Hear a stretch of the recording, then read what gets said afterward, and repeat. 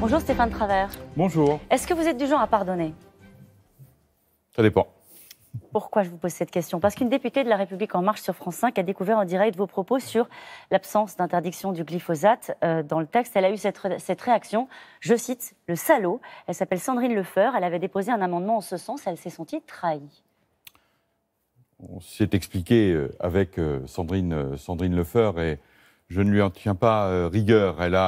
C'est une militante, c'est une parlementaire qui fait son travail et bien évidemment, nous avons le même objectif tous les deux.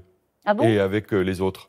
C'est que d'ici 3 ans, nous puissions trouver les moyens de sortir du glyphosate. Et parce que c'est cette question-là qui Elle voulait qui passer prévaut. par la loi. Elle voulait passer par la loi, mais nous avons pris la décision d'emmener tous les acteurs avec nous, de faire en sorte que, à la fois, le gouvernement, les agriculteurs, l'ensemble de tous les partenaires puissent tirer dans le même sens. Il ne fallait pas que l'interdiction repose seulement sur les épaules des agriculteurs. C'est-à-dire que... Pourquoi? Mais parce que nous avons besoin de travailler, de mobiliser la recherche, de mobiliser les instituts techniques, de trouver les solutions qui vont permettre de faire en sorte que nous puissions réussir à arriver ensemble à l'objectif commun qui est la réduction des pesticides et des produits phytosanitaires et la sortie claire du glyphosate. Stéphane Travers, ça veut dire que la sortie du glyphosate repose sur le volontarisme des agriculteurs.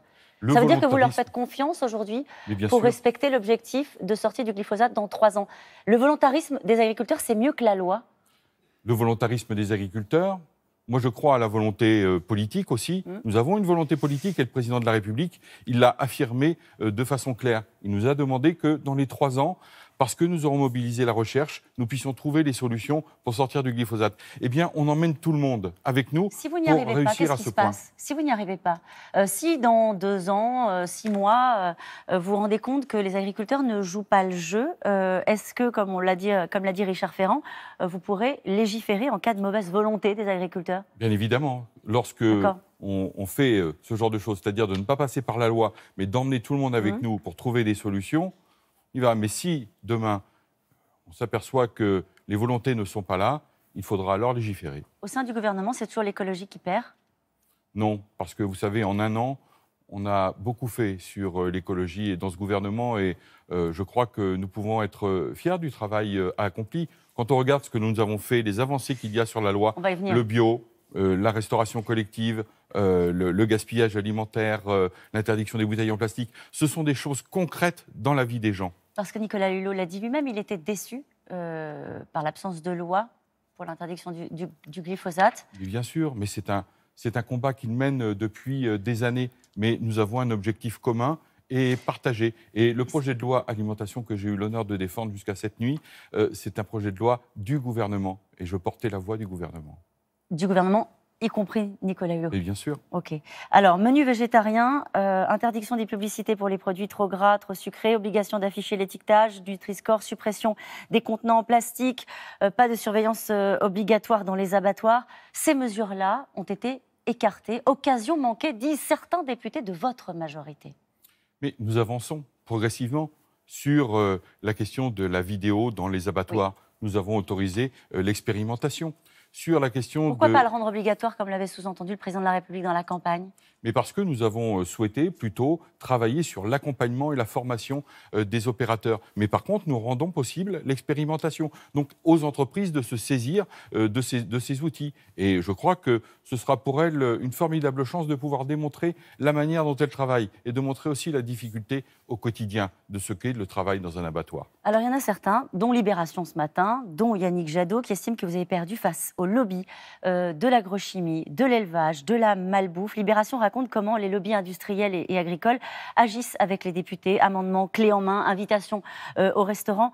Vous connaissez ce mode de fonctionnement. Vous avez dit récemment que vous n'aviez jamais eu affaire au lobby. Sérieusement? Sérieusement, madame, mais c'est sur votre plateau que je l'avais dit la dernière fois que je suis venu ici. Lorsque j'étais parlementaire, je recevais effectivement des amendements clés en main. Mais c'est tout à mon honneur de ne pas les reprendre et de pouvoir de traiter les amendements que je déposais moi-même avec mon équipe Vous parlementaire. reconnaissez qu'ils ont été actifs, les lobbies, sur cette loi alimentation? Bien sûr, enfin, les lobbies de toutes parts, que ce soit les lobbies dits environnementaux ou les lobbies de... Mais qu'est-ce qu'on met derrière les lobbies? Est-ce que les syndicats agricoles sont des lobbies? Est-ce qu'on va dire que demain, la CGT ou la CFDT, FO, sont des lobbies? Les syndicats agricoles, ce sont des partenaires avec lesquels nous travaillons quotidiennement et dans leur pluralité syndicale et dans leur diversité. Et c'est bien normal qu'au ministère de l'Agriculture, ce soit eux vers qui nous nous tournions, quels qu'ils soient. Par exemple, il y a une députée, Delphine Batho, qui explique que son amendement est arrivé entre les mains des industriels des pesticides avant d'atterrir sur le bureau des députés. Ça, c'est un fonctionnement normal du Parlement? Non, ça, ce n'est pas normal. Il y a eu une défaillance à un moment au Parlement. Le président du RUGI, d'ailleurs, a eu l'occasion de s'expliquer sur le sujet et n'a pas pu démontrer ou n'est pas parvenu à trouver l'origine de cette fuite de l'amendement. Mais je crois qu'il faut, je pense qu'il y aura des actions correctives qui seront mises en place au Parlement parce que, effectivement, ce n'est pas normal. Et Delphine Batho, je la connais bien, a eu raison de s'émouvoir de cette situation. Il est abîmé, votre texte, par cette suspicion. Suspicion que ce sont les industriels qui ont repris la main sur le contenu. C'est dommage parce que ce n'est pas vrai. Dans ce texte, nous avons travaillé d'abord sur le revenu des agriculteurs. Comment faire en sorte que demain, la précarité des agriculteurs soit diminuée. Nous avons travaillé sur le bio dans les cantines. Nous avons travaillé ça, c'est pas nouveau. Vous voyez, typiquement, vous prenez cet exemple-là, pardonnez-moi, je vous coupe, mais le bio dans les cantines, dans le Grenelle de l'environnement, en 2012, il y avait déjà un engagement qui disait qu'il fallait passer à 20% de bio dans les menus dans les cantines. Oui. Eh bien, nous n'y sommes pas, vous avez vu. Ben voilà. Nous n'y sommes pas, mais pourquoi? Parce que nous n'avons pas augmenté notre surface agricole en agriculture biologique. Et demain, nous avons un objectif ambitieux qui est de passer de 6 à 15% la surface agricole nationale en agriculture biologique. Donc nous avons besoin de structurer, de massifier une offre en agriculture biologique pour répondre à la demande légitime des consommateurs. Mais le bio dans les cantines, c'est du progrès parce que pour les enfants, c'est une façon de mieux se nourrir. Mais pas que le bio, c'est aussi les produits sous label, les signes de qualité. C'est cela que nous avons voulu promouvoir. L'interdiction des bouteilles en plastique, mais pas des barquettes en plastique.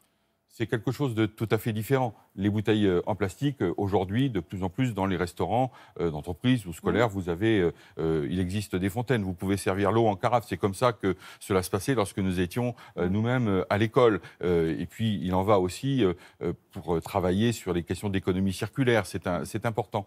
Mais sur les barquettes en plastique de réchauffage, aujourd'hui, nous ne sommes pas suffisamment avancés. Il faut prendre le temps avec les collectivités de faire en sorte qu'elles se préparent pour cela. En quoi cette loi est une révolution dans notre façon de consommer, dans notre alimentation?